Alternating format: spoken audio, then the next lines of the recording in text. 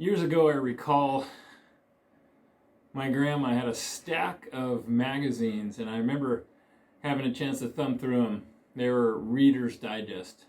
Boy, I'll tell you, those seems like those times are come and gone. My mom, I remember, had stacks of Reader's Digest as well.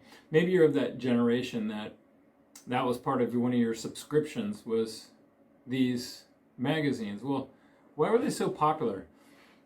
I would suggest that was because of the stories in them. I mean, they were full of other things, but inspirational stories that would just recall maybe better times or ways to lift you up, give you morale for the human condition, whatever it may be. Man, don't we need that at this time? Inspirational stories that will pick us up and encourage us. Well, that's what we're talking about today.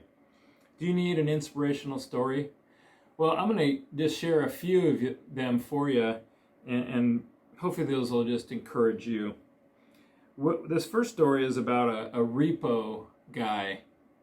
This guy's job on a daily basis is to go and repossess vehicles from people who cannot pay their bill. So on a daily basis, he'd go out, he'd have an address, and he would take the vehicle, put it on a trailer, and bring it back to the car lot. On one such occasion, he went to take a car from a family that did not pay, and when he got there, the family was living in this vehicle. He subsequently called his boss and he said, I got to tell you this story. We just cannot do that to this family. They're living in this vehicle. And his boss said, you're right. Why don't you have them come and they can stay on the lot for free until such time they need to move on. So have them stay here for the night. And the boss and the employee got together and said, I wonder if there's other families that need this kind of help. And what they found out was, yes, the answer is there's a lot in our community that need this help. And so now, currently, he has 20 families staying on his lot on a nightly basis. Just a small little token. I just like that story. Here's another one.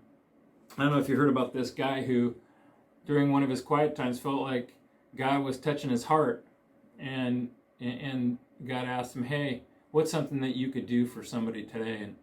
And it came about that he felt like God asked him to help people in the unemployment line that he was passing all the time. And so what he did is he went down to the bank and he got $10,000 out, and beginning at the back of the line and all the way to the front of the line was handing out money to unemployed people. And what he did was he still had money left over, and what he did was he ran down to the grocery store and got food for him and his family.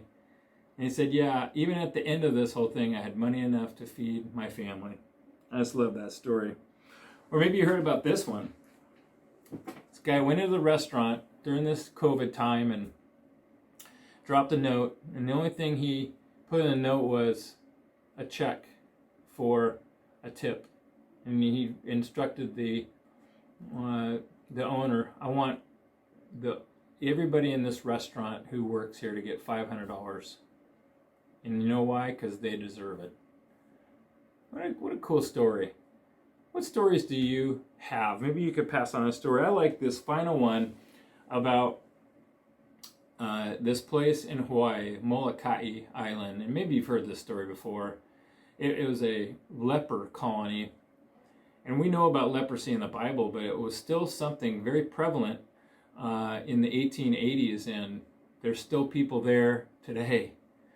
But it was a virus from China, believe it or not, and now it's called Hansen's disease, where people contracted this disease and would have to be isolated from everybody else. So they were taken from their families if they had this leprosy and placed on the island of Molokai forever, and they would just live their life out that way.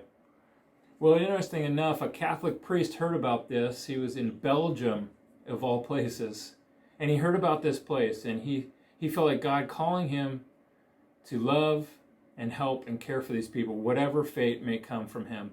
And so he packed his bags and went all the way across the world to this little island of Molokai, where he served his life, his entirety of his life and his career, his mission on helping these people. The tragedy is that he contracted the disease as well and died on that remote island. Folks, we need inspiration, don't we? What inspires you? Maybe you have a word from your own personal story, or maybe an inspirational story of the Bible. I love Abraham and his faith and how he left everything to move to a different place in the world just to listen to God, and he was eventually called God's friend. I love the act of Stephen in the New Testament. He stood on his own boldly, proclaiming his faith, even costing him death. And I really believe God rescued him before they stoned him to death, but that's a aside. But folks, let's encourage each other with stories. Pass on stories to someone today, maybe your own, maybe one that can just help somebody get through a tough time. Thanks, church. I appreciate you listening today.